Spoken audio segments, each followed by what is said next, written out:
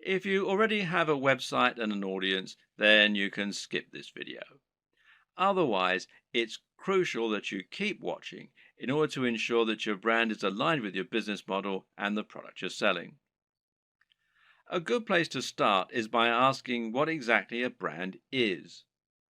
A brand is much more than a logo. Rather, it's an ethos, a mission statement, and an approach to business. The logo simply tells people that the product or service they're receiving adheres to the same standards as whatever else they've used from you in the past. You start your brand by choosing why you do whatever it is you do.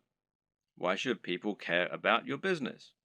How are you different from other companies offering the same thing? How do you want the world to change as a result of your business being a part of it? This is what allows a company like Apple to capture the imaginations of billions of people and to create such loyal customers. Apple isn't just about selling hardware. It's about selling beautiful hardware that feels personal and that is aimed very much at creative, rule breaking individuals as opposed to big businesses. When the first Apple computers were released, the only real competition was IBM. And by taking this stance, Apple was able to differentiate itself a lot and get a lot of excited followers as a result. The same goes for many businesses that are setting out to create a greener planet. These companies are doing something more than just making money, and their fans love them for it. This is enough to make people choose their products instead of the same products offered by another business. And this ethos means that people know instantly that the service is aimed at people like them. So ask yourself what the driving motivation behind your business is. You're a fitness company. Okay, but what is it that you really believe in? Why is fitness important to you and your customers? Do you think that people are happier when they're well? Do you want to help the average person to have a more fulfilled life thanks to a healthy lifestyle and diet? Or do you love the idea of becoming more powerful? Are you all about building strength and speed and challenging the limits of human potential? These two companies might sell the exact same product, but the way they go about it is completely different. And if you can convey this mission statement, then you'll find the right type of customer will go absolutely nuts for your brand. That's the kind of customer whose vision is aligned with yours. Now, don't try and appeal to everyone, because that will never work.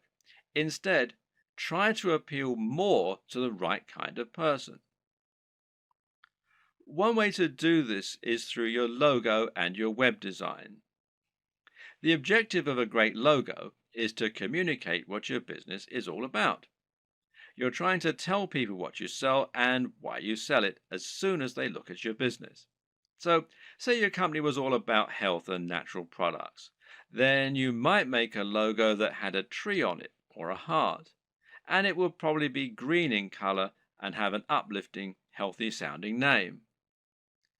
Conversely, if your business is all about punishing workouts in the gym, then your logo might include a picture of a dumbbell or a barbell and have the word iron in it somewhere. The idea is that the combination of your logo, company name, and perhaps blog posts is enough to tell any visitor to your site right away that this is a company aimed squarely at them, selling products they're going to love. This should also extend throughout your site design. Meanwhile, make sure that your logo is designed using a vector file, meaning that it's made in Illustrator or a similar piece of software that keeps it easy for you to edit and resize. And avoid using cliches. Once again, this is a good place to invest a little of your own money up front. It'll pay off in the long term. The mistake that a lot of people make is to try and sell right away. This can work sometimes, but it's not generally the best way to build trust, grow an audience, and ultimately secure the best long-term profits. That's because it's somewhat similar to walking up to an attractive stranger in the bar and asking if they want to come home with you. 99% of the time, this will be met with a slap. Most people prefer to get to know the person propositioning them at least a little bit first. So you need to try and introduce yourself properly and let the person feel that they know you and that they can trust you. This is the exact same for a business when you're trying to sell something. Imagine approaching a stranger in the street and asking if they want to buy from you. This is the basic concept of content marketing. To build an audience of people who love your content and who trust your opinion so that you can convince them to buy the products you recommend and so that you can keep bringing people back to your site time and time again, giving you multiple opportunities to make a sale. The way you do this is to start by writing high quality content and to post this to a blog on a regular basis. The more you write and the more you research your subject matter and make it different and interesting, the faster you'll build a dedicated audience you can sell to.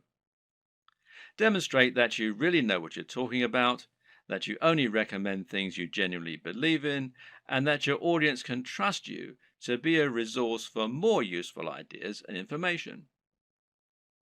Likewise, try to build your mailing list and social media presence. Incorporate your brand strongly on all your social media pages and in anything else you create so that people will know they're dealing with the same business. Getting someone to follow you on social media when they think they might be interested in your brand is far easier than getting them to buy a product from you and actually spend money. Social media accounts will meanwhile help you to bring more new customers to your site by letting people share with their network.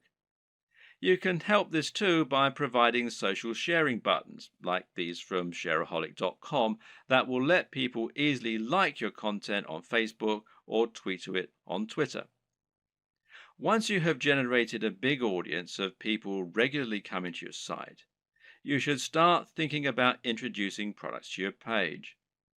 If you've really created a brand you believe in, and if you've been providing real value in your content, you should find you have true fans, and a true fan will be desperate to buy your product when you start selling them. Of course, there are many additional methods you can use to send more customers to your products and to market your store. One option is to create your own affiliate program and to encourage more people to help market your items. Another method is to pay for advertising, whether this is a pay-per-click campaign through Google AdWords or whether it's an advert on Facebook that is highly targeted to your specific demographic. This works well in scenarios where you're selling from eBay or Amazon and aren't trying to build up an audience. If you're going to pay for advertising, though, you need to calculate the LCV, now that's lifetime customer value, of each customer. This will allow you to ensure that whatever you spend on your ads, you're making more back and thus seeing strong ROI or return on investment.